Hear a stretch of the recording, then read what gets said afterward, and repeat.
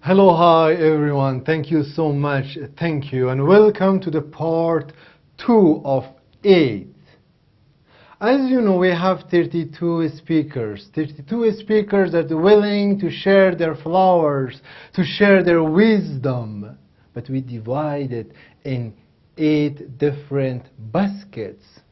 So this is basket number 2. We are in this part, we are having speakers from Jamaica, speakers from Sweden, from India, and from Greek. Each speakers have their own specialty, own characteristic, having their own expertise that they are willing to share with the females of Afghanistan and the rest of the world. Speaker number 1, specialty and expertise is future. She is good in the looking in the future, 2060, 2050, 2090. She is giving the best advices for the countries like Afghanistan globally to how to focus on the future.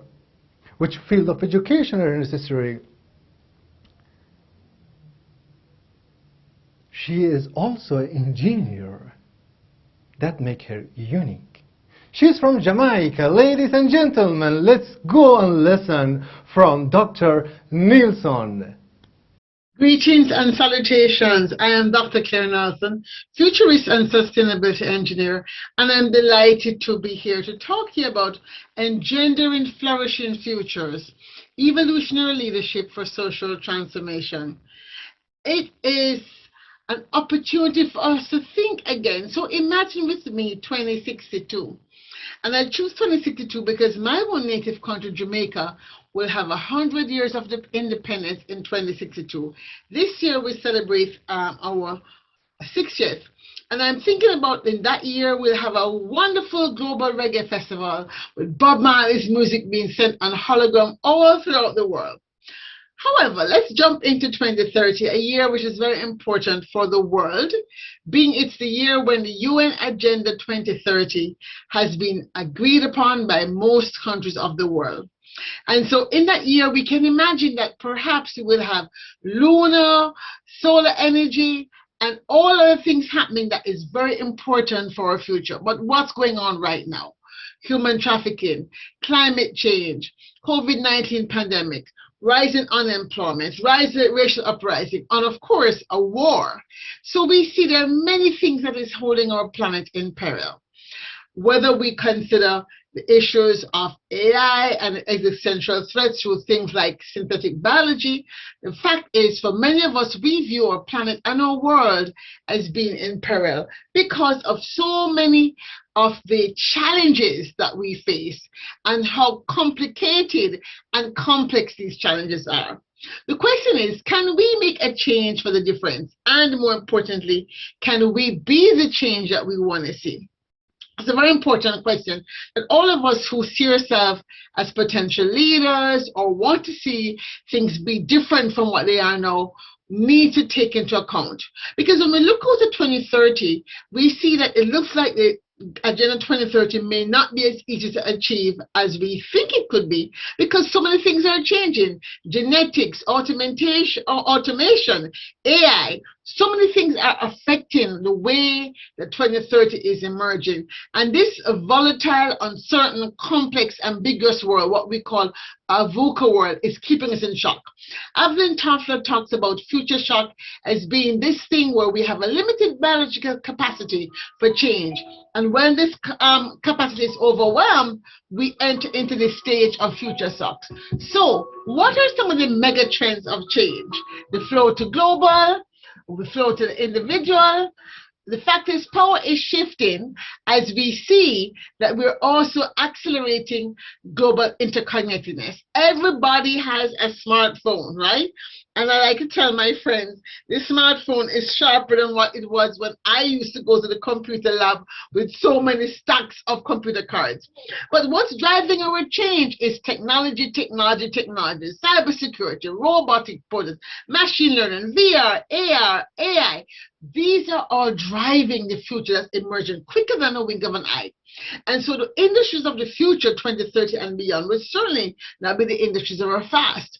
Whether or not we're talking about the space economy or gamification, electric cars, smart manufacturing, AI systems, the synthetic manufacture of meat and organs, all these things are coming down the pipe. More importantly, life in 2030 will be AI enabled, something that certainly terrifies people like myself, whether it's manufacture, healthcare, media, education. Artificial intelligence will be changing the way that we interact with the things around us, the things we use for home, business, education, healthcare. So, future will be different. For infrastructure, we can imagine microgrids, solar energy cars, 3D printed construction. These are already on the market, right? We see waste energy regeneration as possibly being a new standard. And believe it or not, they're talking about 6G, right? What about tourism? My own country, Jamaica, we rely on tourism. And when we think about things like AI and artificial intelligence, we see that tourism could be very different. We would be having chatbots in hotel rooms opposed to real people. Well, we in Jamaica perhaps may not want that because we're such a poor country that we need to employ people. So maybe AI is not going to be in our future as quickly as we think. But what about healthcare? We are all obsessed with healthcare because of COVID. And we see AI might bring caretaker robots, nanotechnology, IoT sensors, personalized genomics, all may change the way medicine and healthcare is experienced. But again, will this be the future for developing countries? I don't know. These are things we have to discuss. The fact is, as a young person, as an older person looking out at your career, you have to decide not to think about the careers of today, but the careers of tomorrow. What are the jobs of the future that you ought to be preparing for today? Will you be an AI ethicist? I think that will be one of the most important jobs to have, not even in the future, but right now. Data mining, another critical job. Augmented reality developer. Solar physics scientist, data mining, weather engineer. These are all things that is driving the future and the jobs that you may want to consider having. The fact is, we all have to ask and answer the question, what is the future we want? What's the future I want? Whether it's a social future, technological, environmental, economic, political, demographical, political. What is the future you want? And when we talk about future, are you talking only about your personal future, your family future, community future, local, national, global future? I personally am obsessed with thinking about my global future because I do believe I have the opportunity being here in Washington, D.C. to have an imprint on what that could be. But when is that future, I might ask? Am I talking next month, next year, in the next 20 years, 2050, centennial, or even a millennial? I think it's important that some of us look out at all. 7 generations hence would be, let me see, the year 2090. You might as well go to 2100. Why? Because some of the decisions we make today will affect the future. For me, the future I want is a smart future, sustainable, meaningful, aspirational, resilient, transformational. But it's also what I call a zoetic future, a future that prefers a life-affirming future over one about technology. I would like to see us create a safe, just space for all, where we do not live without the planetary boundaries, and we also live within the social foundation that we think all humans ought to have a life of dignity. For me, a safe just space for all is about trying to see how best we might achieve the global sustainable development goals, all 17 of them. Recognize that they are actually connected. They're not separate goals. They are connected in a system of systems that we must pay attention to. And as we think about this safe just space for all, sometimes 17 goals is hard to enable. And so I want to show up how from a sustainable futures personality, as one person thinking about our career, we might think about it simply as tackling climate change, connecting for society, supporting our communities, and think about how we live in the future of critical balance, a future of well-being, a more sustainable economy, a more equal economy, a more moral economy, a more prosperous economy, and a more just and equitable economy. This is the future of well-being that we all ought to be working for. At least that's what I think. But as women, is there something more? Well, goal number 5 of the Global Sustainable Development Goals, talking about achieve gender equality and empower all women and girls. It talks about ending discrimination and ensuring women's full participation and leadership at all levels of life. Now, many countries are not exactly able to do that, but each country should try to move forward on these goals, because we know that women at work, that when women and girls are educated, it contributes to higher economic growth. That's not to say all growth is good, because we want inclusive growth. So how women work and how women's work is valued needs to be taken into account. I believe in the principle that women and men should be treated fairly, that we should ensure the safety and well-being of all, and we should promote the training and professional development for women as much as we promote those things for men. As an engineer myself, I'm very keen on seeing women engineers continue to groom themselves for leadership at the top of their company. So what kind of leadership will win the future? The question we must ask ourselves is, how do we move from future shock to future change? And how do we navigate our way through the seeming chaos to succeed in this VUCA world? Asking ourselves always, what is the future I want? What is the future you want? And for me, as a dreamer, I remember the words of Harriet Tubman that says, every great dream begins with a dreamer. I am a dreamer. What about you? Are you a dreamer? Do you remember that within you there's a strength to accomplish those dreams? And when I think about one of the dreams I have, I imagine 2030, where for developing countries like mine, like Jamaica, where cervical cancer and gynecological cancers are so huge, we will have telehealth and telesurgery that makes sure that the small island developing states, all 55 of them, have the ability to provide robotic surgery and healthcare to people, even the most rural villages. Healthcare will not be denied anyone. For me, that's my story. So what is your story? What is the future that you want, and where are you in that story? For me, I see that my story is not just about health, it's about space futures, it's about justice for AI futures, it's about justice for equity in the workplace, equity in terms of SDG 10, the one about inequality, changing the metrics so we can understand what it is we're talking about. For me, it's about helping to find a common story for people like myself who live in the United States of America, people of African descent, or people from the Caribbean. But for you, what is your common story? Can you find a common story for your community, for your country? Can we find a shared story across cultural lines that is common to people in Afghanistan and people in Jamaica, people in the Caribbean, people in Africa? Can we as individuals make a change? Can we be the change? And you might say, who, me? What can I do? But I do believe each and every one of us have the ability to co-create sustainability, to co-create the future we want. The question is, what kind of leaders do we have to become to create that future? How will we shape change? What kind of leadership do we have to embrace change, to be able to adapt and to be continually mindful that change is constant? One of my heroes, Shirley Chisholm, who is of Barbadian descent, who ran for office in the United States as the first Black woman female president, she didn't win, but she ran, said, you don't make change by standing on the sidelines, whimpering and complaining. You make change by implementing your ideas, one at a time. For me, I see everyone as a change maker, and recognize that the power to change the world regards or resides in the many of us doing something. But the power to change resides in each and every one. Everybody has the ability to change something, even a small thing. You can be a change maker. And I offer you the principle of smart futures. I said change maker, I should have said.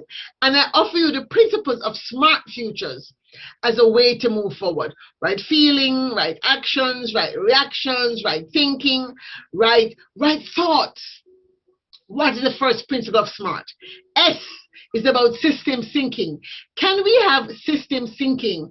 Using our spiritual intelligence, can we have the value of solidarity as a way of entering all the problems and the design processes that we might be engaged in? System thinking for me is one of the first principles, unlocking the power of recognizing that everything is a part of a system. The second principle is unlocking the power of thinking about how we measure success. Can we have a moral and meaningful measure of success? What is that feeling that we have to think about as we think about metrics, the feeling of mutuality? Because we think about things from design principle, but we also have the principle of the values, the who we are that we bring to the space. And so metrics is an important part of this. Then there's a third principle, the power of agency. Everybody in the system of agency, each and every one of us has agency. As human beings, we have the human right to think what we think and feel what we feel. And so we also have the power to be altruistic to the other, to have anticipatory intelligence, right? These are some principles that we bring with us at the level of the design thinking and the level of our value system. We also have the principle of resilience. We must design for resilient thinking. We must have resilience in a relationship with ourselves and with others, right? Interpersonal relationships, interpersonal intelligence, reciprocity. We are because the other is. I love that concept, right? You can't do something unless you can do it somebody else. One hand in Jamaica, as we say, can't clap. And finally, the power of transformation. Transformation requires trust. Transformational technology is something that we can use, but do we want to transform in the way, as I said before, of an azoic future where technology becomes more important than the human, or will we move towards zoic futures? For me, I believe in the principle of Ubuntu. It's a Zulu philosophy that says, I am because you are. And so I see us moving from an individualist collective, an individualist consciousness in the West, right, in the United States of America, to a more collectivist consciousness that many countries in Asia and Africa have. We have to go back and do what has worked for communities that are coming from the rural and more indigenous peoples. So is there something unique that you want to do? Or can you support another organization that's doing something simple? I call this movementology, right? How do you get involved in movements? How do you bring yourself to movement? Do you create a new movement or do you build on what has gone before? There's a principle called Sankofa from the Ghanaian philosophy, and it says it's not wrong to go back and fetch what you've left behind. So if something has worked in the past, not because it's past, we should forget it. Can we bring it forward? For myself as a movement leader, I say this without any doubt that each and every one of us have the capacity to be brave, to find the courage to do something to make a movement move forward. In my own story, I can tell that the movement takes on a life of its own, and soon your starting story becomes almost irrelevant, right? But the three keys to movement is to see a need and fill it, give a personal opportunity to engage, and encourage them to engage often. This is a key principle of movement that I have founded, which are two. One on development with equity, and one on Caribbean American Heritage Month, which is now celebrated as June here in the United States of America. We have an opportunity to be the change because the future is ours to co-create. And so we must make the choice to evolve as spiritual beings having a material existence. Now, how might we evolve? I think that when each and every one of us, there's some wisdom waiting to be awakened so we can have personal evolution. And it's something that I had to pray about when I was doing my work, trying to change the institution I worked in. And I would have to say that that choice I made to evolve, to become a better version of myself, required a lot of me. It required more of me than anything I'd ever done before. But for me, I saw it as my sacred duty. I saw it as something that God had called me to do. It required me to unlock levels of leadership I never imagined that I could do. But I imagined a world, I imagined an institution, I imagined the development assistant community being different than what it was, and I set out to make that change. Like Danny said, you must be the change that you want to be in the world. So as I think about 2030 and about the vision I want, another vision I have is fuel in the future, where the Caribbean will actually have renewable energy that surpasses the 50% mark by 2030. Is this possible? I think it is, if we put our minds and hearts to it. I believe we can do this if we get future sense now. If we face the future with a focused mindset, if we face the future as something to be created and nurtured in the present moment, and face the future making sure we make the choices and commitments and taking actions with that future in mind. 7 generations hence, planning for the children of my children of my children of my children, we get smart, remembering that the future is embedded in the landscape of both past and the present, and the future favors the bold. And so we go out and we seize the day and face the future with faith. It's not impossible. A thriving future depends on each and every one of us. It depends on each and all of us. And so I just want to thank you for the opportunity to allow me to share these few words, remembering that this call to engender futures of change, to engender the future we want, is about evolutionary leadership for social transformation. Again, my name is Claire Nelson, and I was happy to have served you. Thank you so much, Dr. Nilsson. That was so good. That was so nice. Ladies and gentlemen, the next speaker is from Sweden. She is expert in analyzing emotional. She believes that the change should be inside out. She is going to talk about emotional fitness. Ladies and gentlemen, Johanna Wallin. I'm hiding. I'm lying on the floor, pressed against a cold wall. As I breathe in, there's the smell of dusty old furniture, but it's also the smell of my fear. I've been lying here, what seems to be an eternity, trying to be as still as possible, even breathing quietly to not reveal where I am. The atmosphere in the house used to be open and welcoming, but that's changed.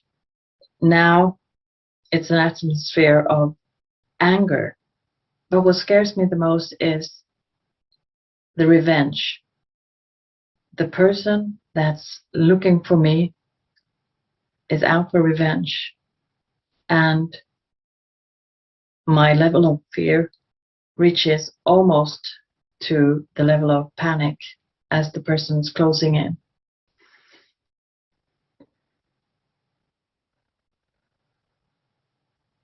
You're found. I can see your feet. It's my friend. We're 6, 7 years old and we're playing hide and seek. And she found me where I'm laying on the floor behind a sofa in the living room. I crawl out, a bit discombobulated about all the feelings that I felt. But when I'm out, I recognize she isn't angry, at least not at me.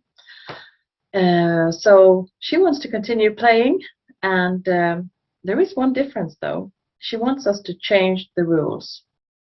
Now it's going to be us against them, and the others in this case includes her brother. He was the one that found her before, and he teased her for not being, hiding good enough. She felt a bit humiliated, I guess. So we continue with the new rules, and as we agreed upon them, we play for a while, but something's changed. The level of energy in the play has decreased, and we end up playing quite soon. So at that age, I didn't know. So why am I telling you this childhood story? My name is Johanna Wallin, and I'm an emotional fitness coach. And I also mentor mainly women. I mentor leaders, business leaders, in some core competencies. For instance, presence and deep listening.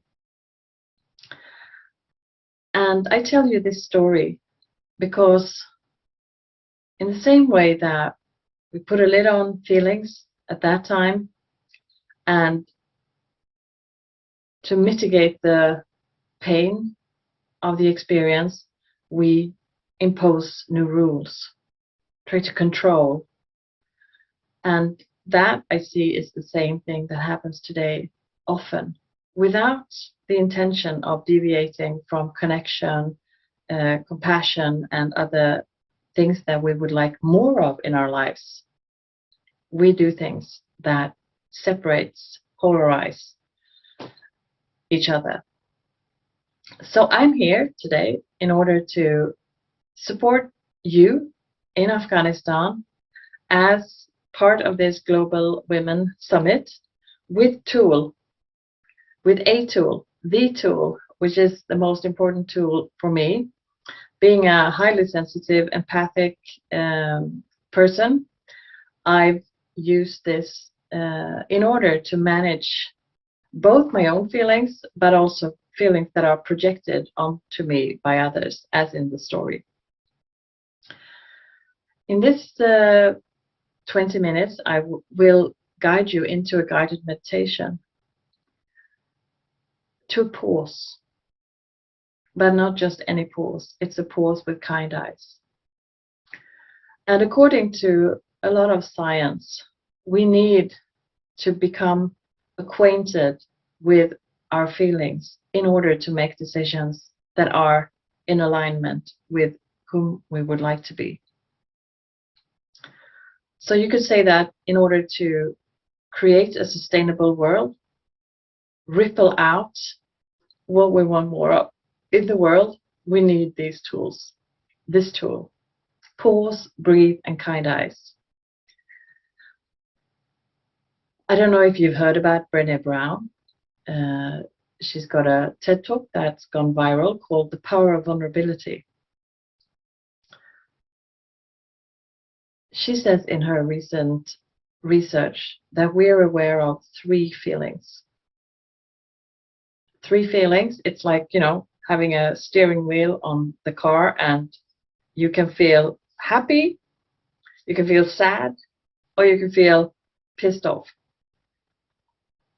It's not easy to get to where you want to if you only have three directions to go.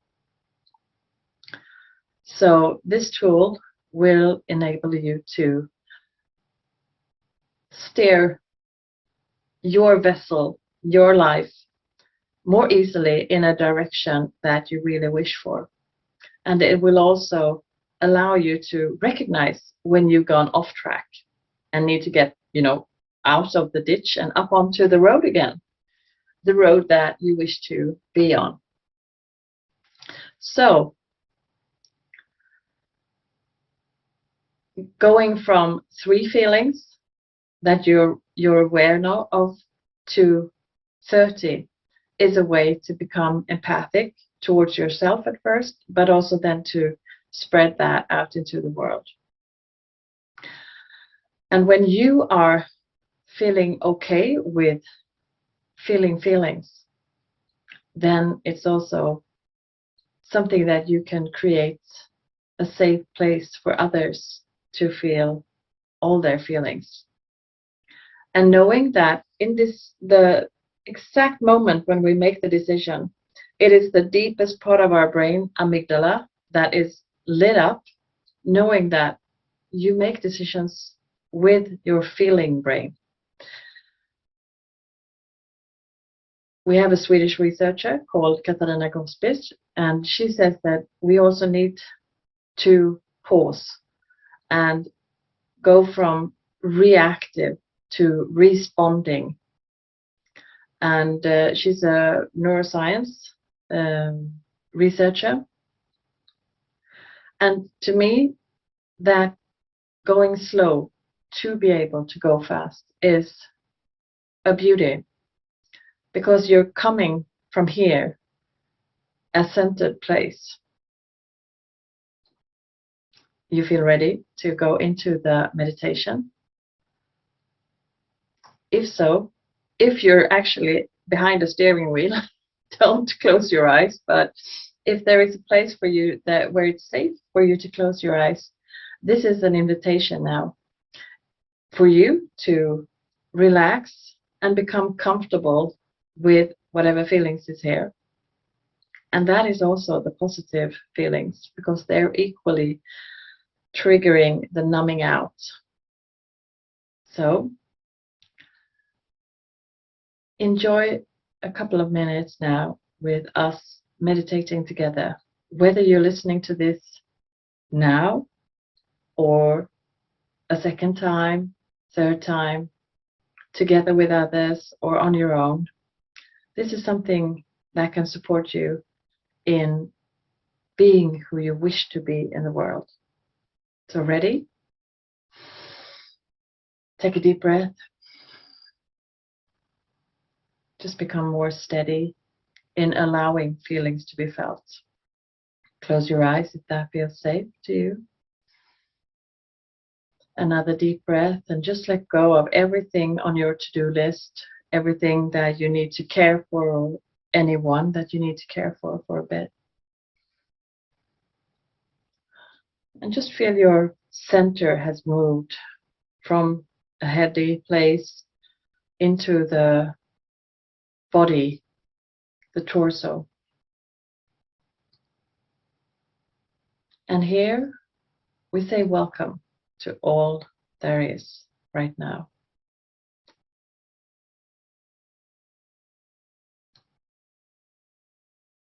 And in order to do that, knowing that there is a lot of things that is not as we wish them to be, I suggest we put on a new pair of glasses to look upon ourselves, the world, and others, called the kind eyes. So we just continue pausing, breathing, and looking upon ourselves with kind eyes. Start with that. Feel how those eyes, the kindness, allows you to relax a bit more. Maybe you can feel the tension in your body, if there is any, a bit more than usual. Feel that the kindness is okay with that. One part of you is scared, maybe. Maybe there's another type of tension, which is one part of you not agreeing at all about the state of the world, the state of your current situation. Look upon that part of you as well with kind eyes. Maybe you can feel the underlying feelings. Maybe you can hear yourself comment in a harsh way. It's okay. This part of you, the one that has the more compassionate, calm, accepting gaze on to yourself, is also here, supporting you to come back to whom you wish to be in the world. And as you're now connected to yourself on a deeper level, allow your attention to expand out into the room you're in. Or if you're outdoors, out into the area in front of you, behind you, to all sides of you, just resting in this vast, expansive openness with the same gaze upon yourself and the situation you're in. And maybe you can feel the reactive aspects of you, the survival strategies that you practice like a default mode coming up and wanting you to open your eyes and do something. The invitation is here to be, continue being present with yourself, deeply listening with not just your outer ears, your normal ears, but also with your inner ears.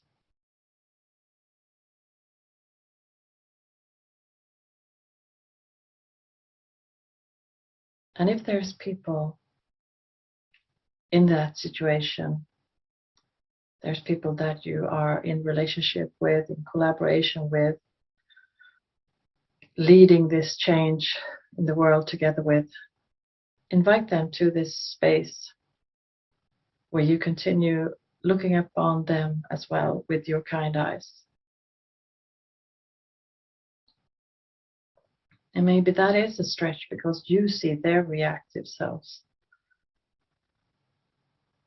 But with the kind eyes, you can also see beyond that, into the potential of that person, into the core, the pure heart.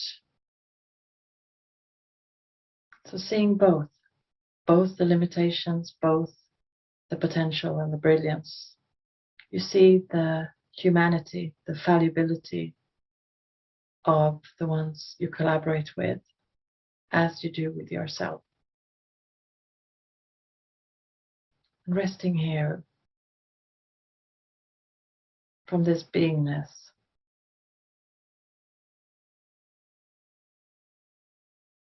ask yourself, what is it that I would like to see more of in the world?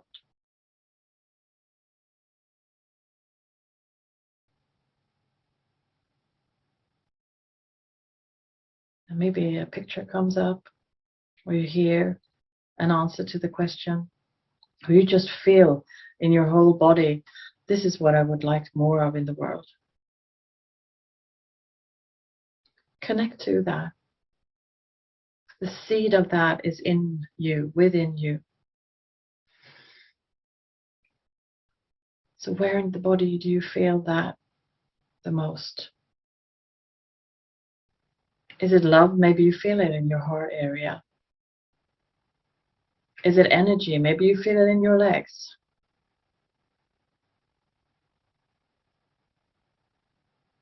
Is it compassion? Maybe you feel it in your hands. The generosity. Allow that to spread and fill all your body. In this safe, accepting place, allow you to be that which you want to see more of in the world. Feel it spreading, filling your body, not just one part of you being that, but all of you. And then allow it to ripple out. Feel how it's spreading into this space around you, into the people you're collaborating with, having relationships with, onto this topic of changing the world. I feel how this amplifies what you wish more of in the world. Just enjoy that for a bit. Take a couple of more deep breaths.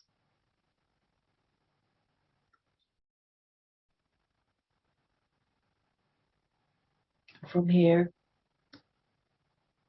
as a just reminder, this is here already.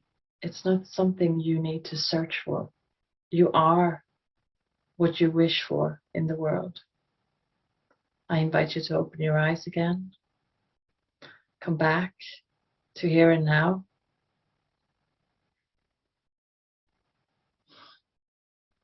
From this place, I think it's possible for us to create miracles.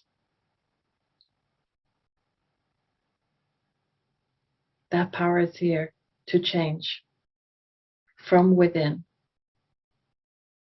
And with these kind eyes, it's also possible for you to recognize both what's not good and what is good. And you can hold that seemingly dichotomy, the differences of the world, the complexity, where you can hold your humanity and you can hold anyone else's humanity and choose if you want to follow the limitations or if you want to be the gift of what you wish to be, what you wish more of in the world. I'm very grateful for the Public Speaking Association Afghanistan for inviting me to share this very simple tool, but crucial for me. I mean, I wouldn't be here if I hadn't practiced this, coming from where I wish to be, spreading this generosity out into the world. I needed to be that first. So this is really an invitation for you. And I'm really up behind you, saying it's possible. Yes, it's a huge task, but let's do each our point, each our part of that, and ripple what we see, would like to see more of out into the world. So I allow you this tool to be ready, really steady from the inside out, to be the change. My name is Johanna Wallin. I'm an emotional fitness coach and mentor in the core competencies of presence and deep listening, among others. And I'm so happy to share this simple tool with you here today. I hope you listen to this video and use it as often as needed. Thank you very much. Thank you so much, Johanna. That was so nice. The next speaker is from India. I was in Goa. I was in Goa for 4 years. I educated myself economic in Goa for a long time ago, 2007. And now I'm so happy that in our association we have speakers from India and Afghanistan. They had a very long relationship. And now we are going to listen from female speakers from India. What do they have for Afghanistan female? Sangeeta Sumesh is going to talk about what it takes to be a female leader. She is having over 25 years of experience as a leader in an international organization. So she is the one for talking about it. Ladies and gentlemen, let's listen to the Sangeeta Sumesh. Wow, wow, wow. Are you wondering why I'm starting with wow? Because wow to me means the world of women. Wow also means the wonder of women. And wow also means to me the worthiness of women.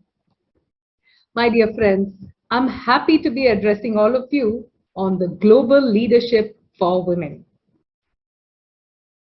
Women, like we know, the Creator has made us so amazing. He has not only given us beauty, He's also given us the brains. He's made us benevolent. He's made us balanced. He's made us bold. And He's made us the best. Brains to lead, benevolence to be empathetic, balanced to be fair and just. The boldness speaks of our courage, and the best in whatever we do. Don't you agree with me? So if you were to notice, all these are great qualities to be a leader. To lead the self, to lead others, and to lead businesses anywhere in this world. Yet, don't you think it's ironical that we need a Women's Day, an International Women's Day, to remind the entire world about our existence? And They also make about 50% of the population. And yet, we need an International Women's Day. Tell me, have you heard of men in leadership? So then why do we need a specific day or specific term like women in leadership? What is missing? Can't it be just based on merit and not gender? How can we create this shift? Well, traditionally, if you were to notice, the responsibilities were divided. But well, it's not the case anymore. With the changing times, we also need to change. So the first thing that I think we need to do is to create awareness. Create awareness on the responsibilities that it can be equally shared by both men and women. The second thing is to educate. Educate does not necessarily mean the traditional education, but educate the people around us on how the world is evolving and educate them on the shared responsibilities between men and women. The next thing I would like to say is the culture building which starts right from our homes. Let me pause and share with you my experience of my growing up years. I'm the only child for my parents. And during my growing up years, I was never told anything about gender. It was only based on what I am capable of as an individual. Can I achieve something that I want to? Am I worthy of it? Can I go ahead and do it? Do I have the capabilities? This was what was told to me as a child. And that has been deeply ingrained in my belief system. And therefore, gender does not come in my way. And that's why I think the culture starts right from our homes. Many times ignorance is bliss, because during my growing up years, we did not have an International Women's Day, and nor was such importance that was being given to women and stuff like that. But yet, because of the encouragement I received from my parents, that's what helped me to shape and grow as I did in my career. And therefore, my dear friends, I want to tell you, know your worth. Trust on your capabilities. Believe in yourself, because you can achieve whatever you want to achieve. So women, should women be leaders? Should they be leaders all the time? I know women have all the capabilities, but let me also tell you, there is this overriding clause, because end of the day, it's a matter of individual choice. It's a decision that has to be left with the women. They can decide what they want to do with their lives, what they want to achieve, the path they want to take. And therefore, the best would be to leave it to the women to take charge of whatever they want, take charge of their lives, be in control of what they want to achieve, because that way you're already sure that there's a leader and a winner in the woman. So tell me, why diversity? Why is diversity even important? Why is diversity being talked about so much during these times? A very simple reason. Women are wired differently, and therefore women bringing different perspectives, different thought processes, and they have proven that they have the potential globally.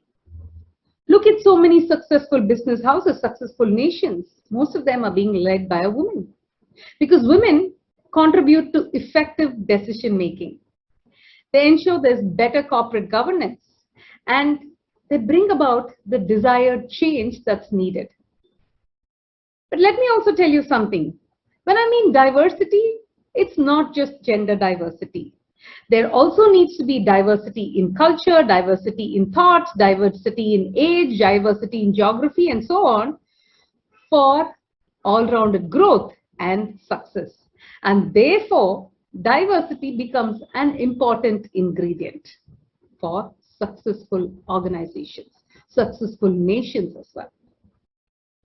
As I'm a high-performance business and leadership coach, as well as a senior finance professional, let me talk about 3 interesting anecdotes of high-performance women leaders and the financial impact they managed to create. One of the key things for high performance is transformation.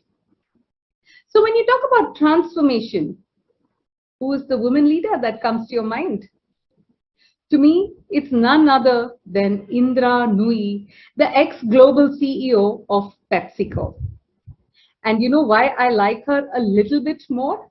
Because she's from the town from where I belong, the city of Chennai, which is in the southern part of India. Indra Nooyi grew up here and of course went on to becoming the CEO of the global major PepsiCo in the United States. So what is the transformation that she brought about? Indra transformed PepsiCo during her tenure, making her one of the most successful CEOs.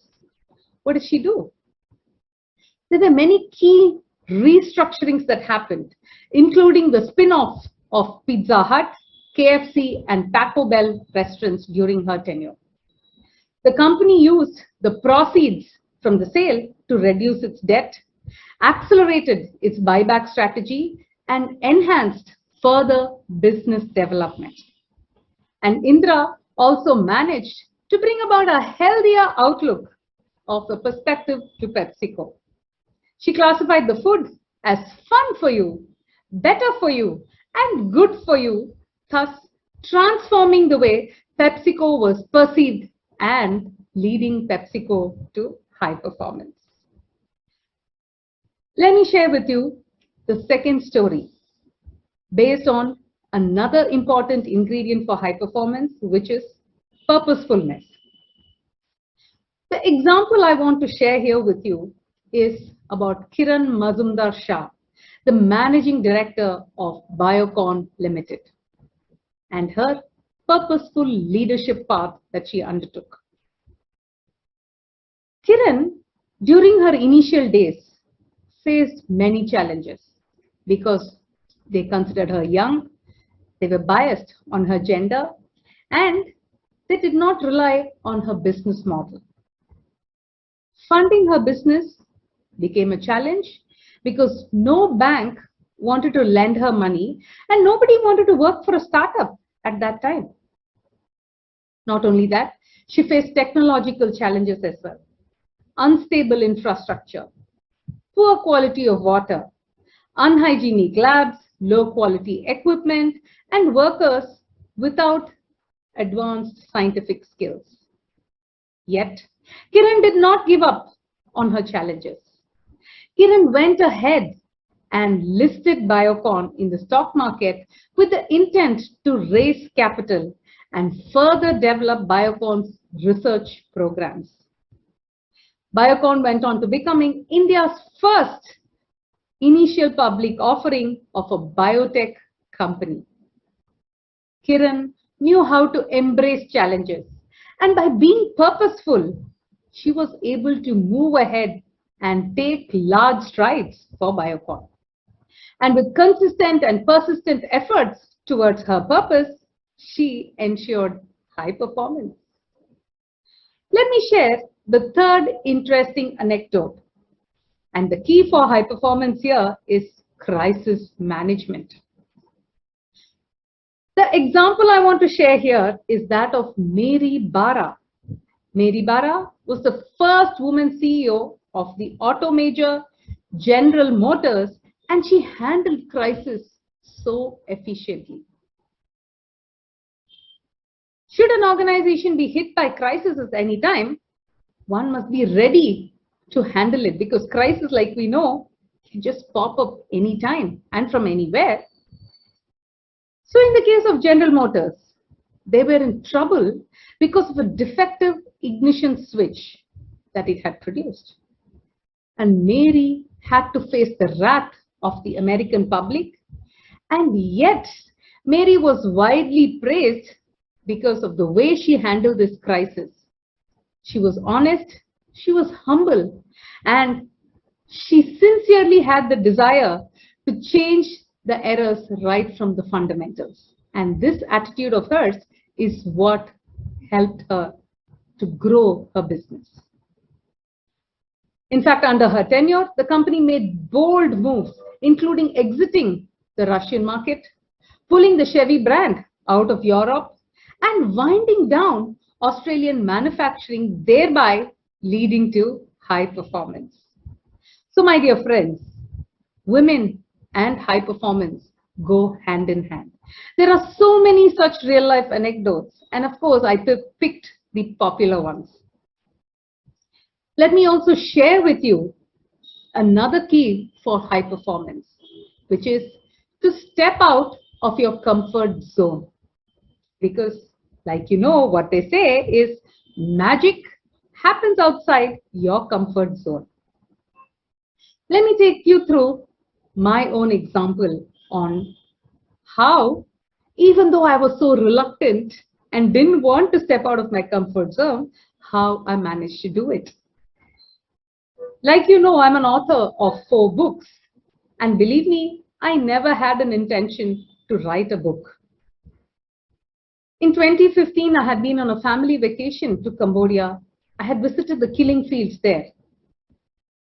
When I saw those barbaric incidents that happened, because even now when you walk through the killing fields, you'll find pieces of bones and nails strewn all over.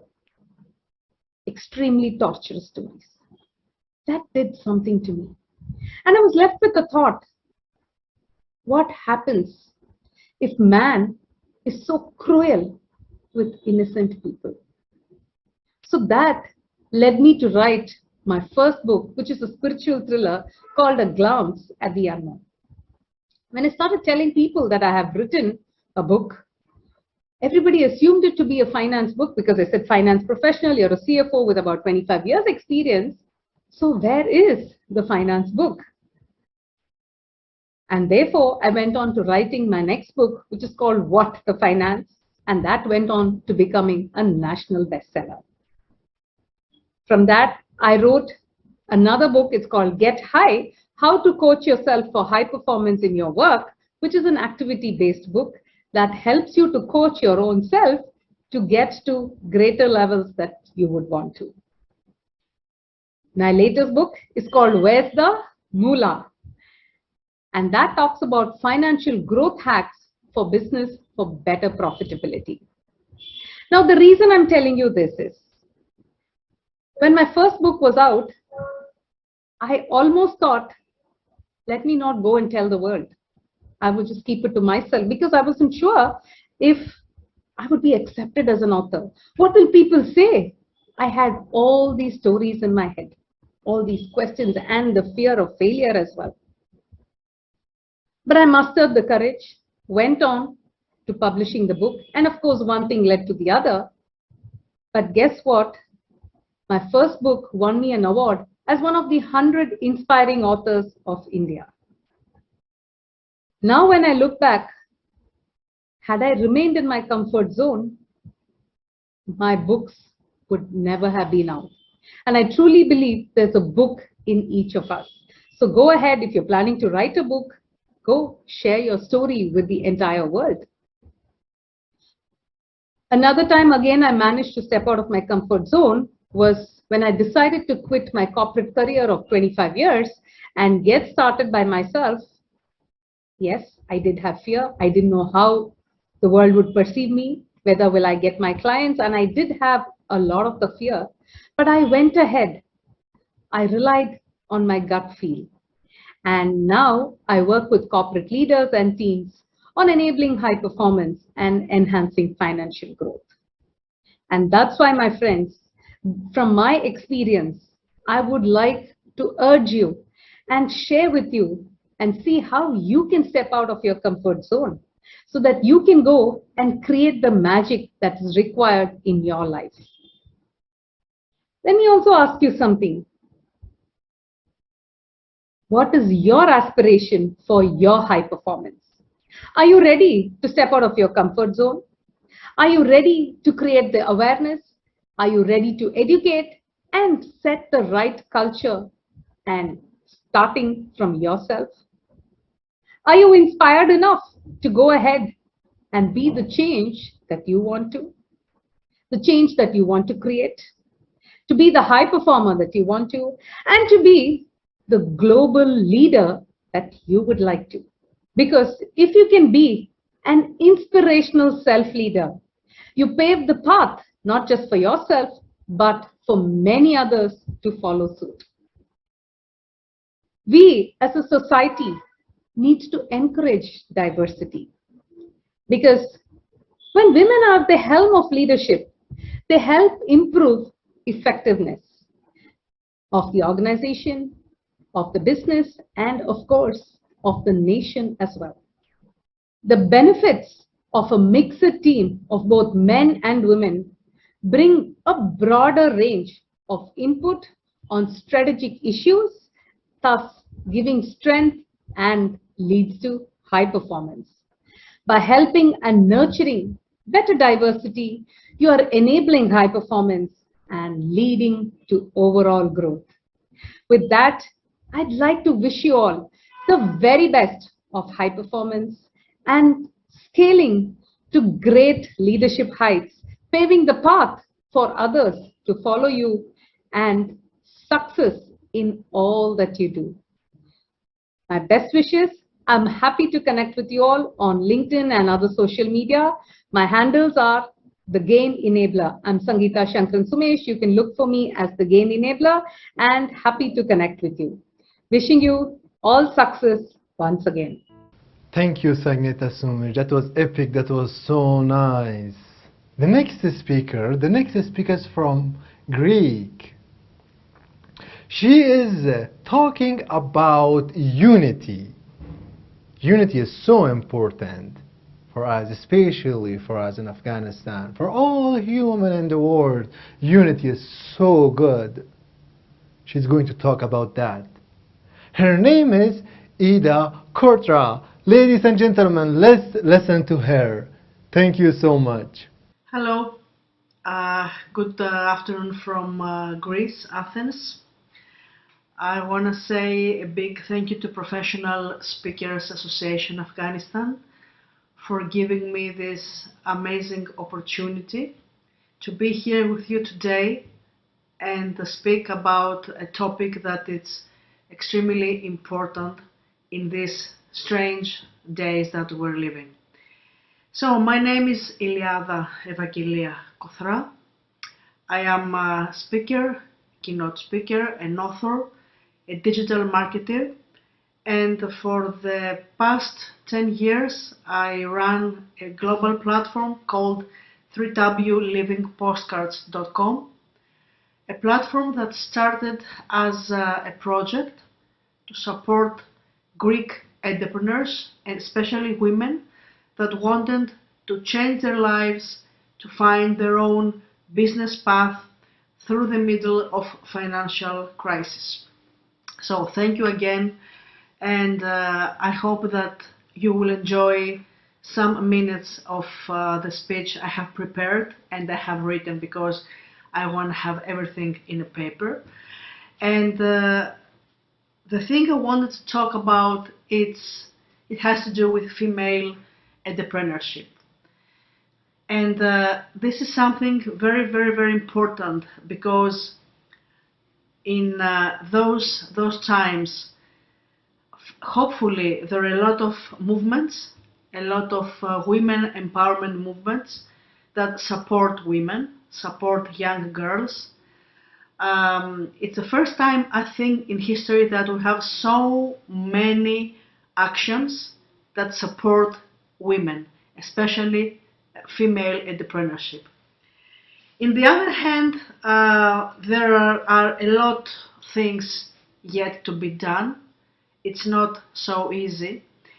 we cannot change everything just by making, statements and speeches and actions. We have to go deeper and change not only our stereotypes as a society, but we have to also change many things that right now are a very big obstacle to women empowerment. So the truth is that women's economic empowerment helps women and girls gain the skills, resources, and opportunities to participate, let's say, equally in markets and to control and benefit from their own earnings.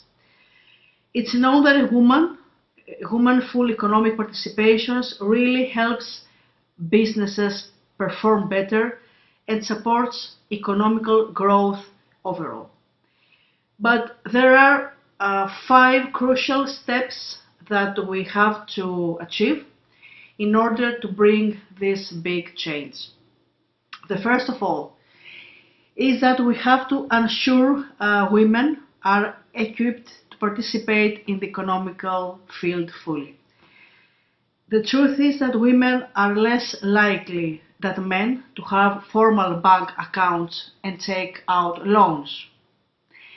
I was thinking the other day that it's not so easy to find many female angel investors, but you can find a lot of men angel investors. But anyway, even though women have their own accounts, men still take the decisions about how their funds are used. So women also often lack access to other financial services like savings, insurance, due to a lack of financial education. Very, very important. We have to learn how to educate women and girls and ourselves financially. In some countries, women aren't even allowed to open a bank account without a male family member permission. Resources like credit access and bank accounts can help create economical opportunities for women. Financial literacy programs, reforming laws that allow women to apply for loans without a male relative's permission, of course, improved gender data and promoting the development of digital payment systems that can all help promote women in financial inclusion. The second very important thing that we have to take care is to enforce policies and social protection systems for women. Women are less likely to have access to social protections like pensions, unemployment benefits, maternity protection, and equal pay. On average, men earn 60 to 75 more of a woman, and closing the gender pay gap is very important in order to level the playing field. For families that cannot afford to miss work to care for their families, childcare is a game changer. We have to give motivation for flexibility in order women workers to be next to their family, but staying in the same time next to their own ambitions. Providing childcare and paid maternity leave will especially benefit the poorest women of our society.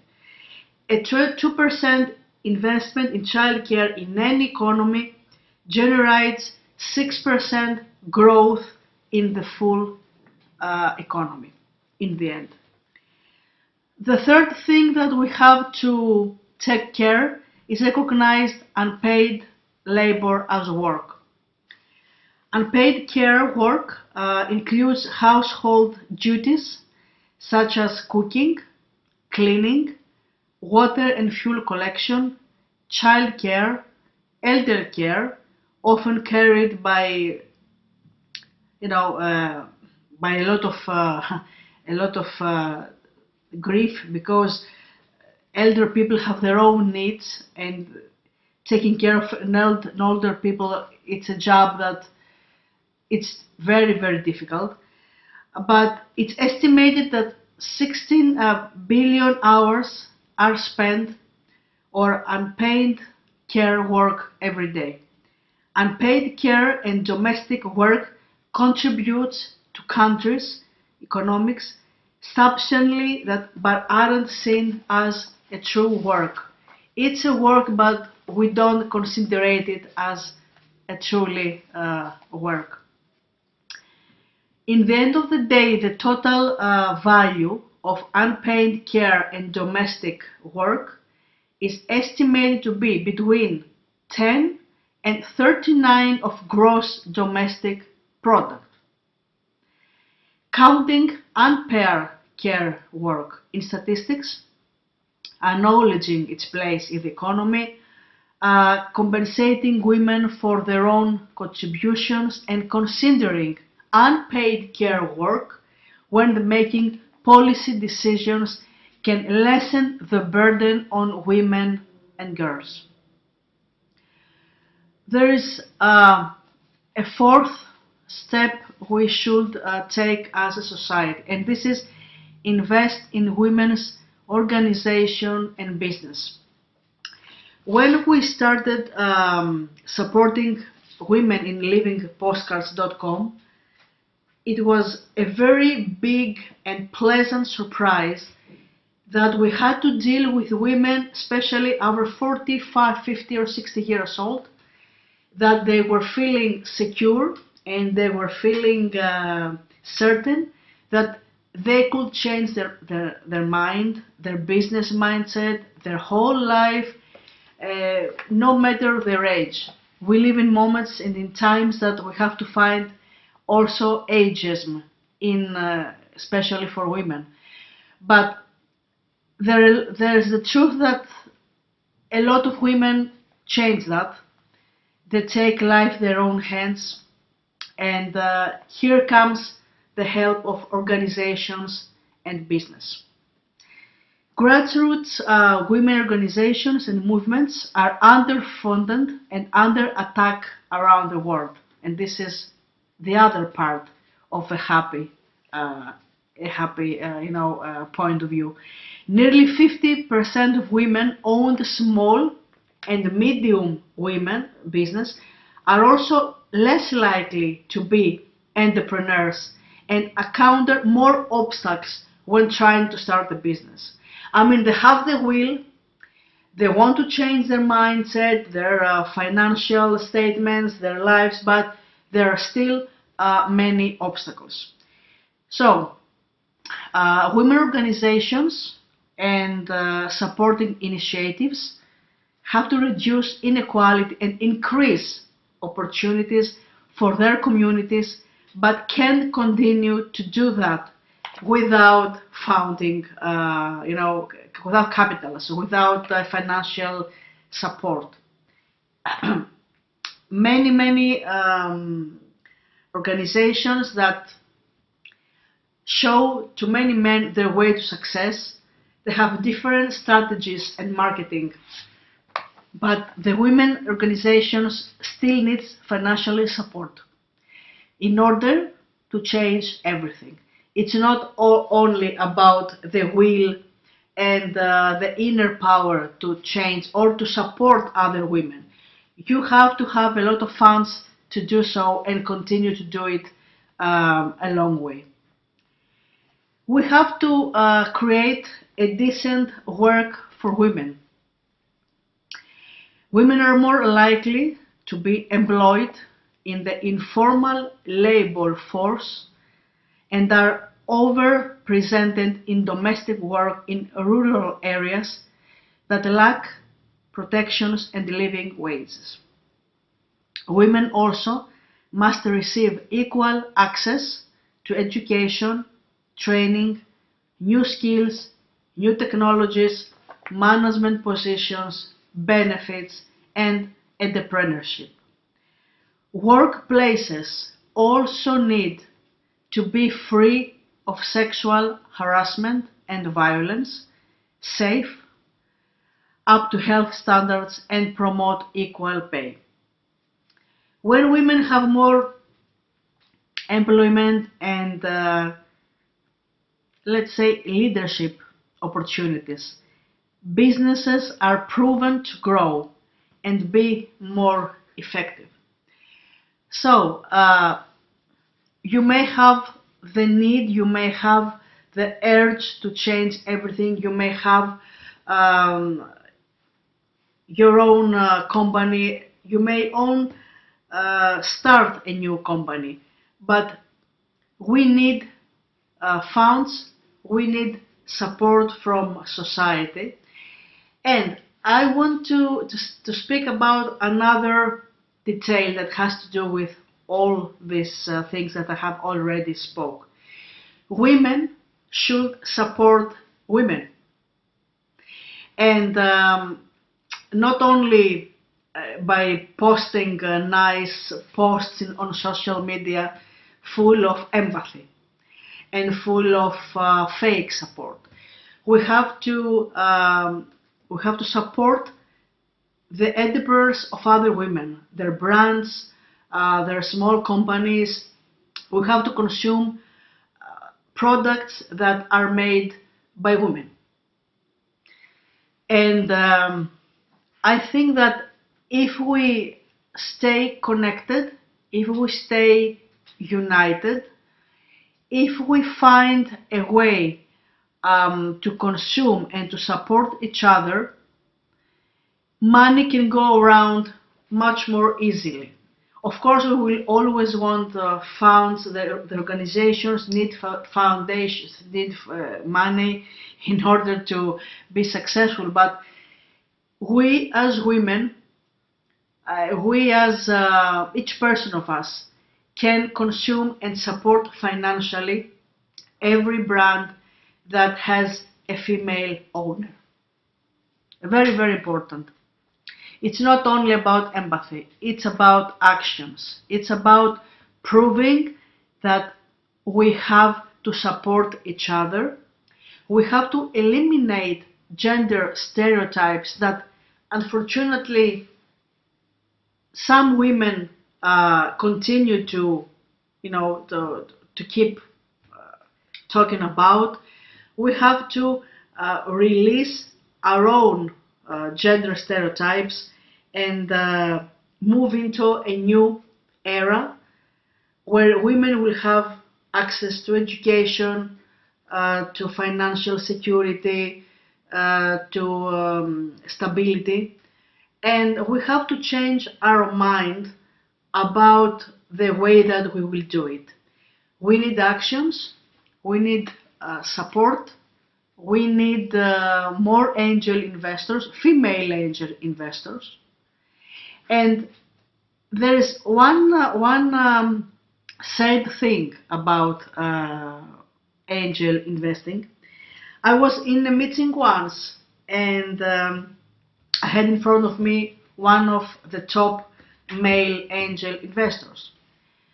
And I grabbed the opportunity to ask him, why don't you invest in women's entrepreneurship? And he said to me something that I will never forget. He said, women are not risky. That means that by my point of view, I don't want to give them money because I'm not sure that they're going to bring me money back.